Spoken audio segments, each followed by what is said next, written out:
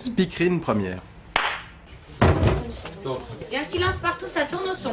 L'un des thèmes de la série Speakerine, c'est de raconter l'histoire de l'émancipation des femmes à travers le personnage d'une speakerine, donc un personnage très emblématique de l'époque, très populaire. Je suis une speakerine, donc Christine Beauval, voilà, qui va se battre pour s'émanciper. Dans un moment où les femmes n'ont pas la liberté qu'elles ont acquise depuis.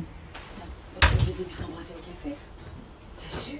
Le personnage que j'incarne, on lui rappelle bien que son mari lui rappelle sans cesse qu'elle a la chance déjà de travailler, ce qui n'est évidemment pas le cas pour la plupart des femmes, mais travailler, c'est comme une espèce de petit hobby. C'est-à-dire qu'à côté de ça, il faut quand même tenir la maison, il faut être une femme au foyer, il faut être une cuisinière, il faut limite bercer son mari le soir quand il enlève ses pantoufles et qu'il va dormir. On s'aperçoit aussi d'ailleurs en le voyant que même en 2017, il y a encore pas mal de chemin à faire. Donc c'est ça qui est intéressant, c'est que ça nous renvoie aux progrès qui restent à faire. Vous avez connu des speakerines, vous, Marie Gillin? Ça vous parle, cette époque-là? Enfin, pas cette époque-là, mais il y a eu des speakerines jusque dans les années 80, ça vous parle? Oui, moi j'étais petite, mais je me rappelle bien des speakerines, Denise Fabre. Après, j'ai découvert Catherine Langer pour ce tournage, avec Linuet, des femmes comme ça.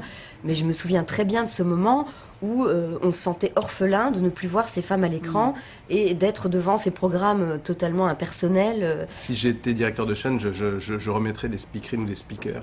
Je trouvais ça très, très marrant. Le côté en direct, c'était assez dingue quand on y pense, quoi. Eh bien, je suis ravie de vous retrouver ce soir pour vous présenter les programmes de la soirée.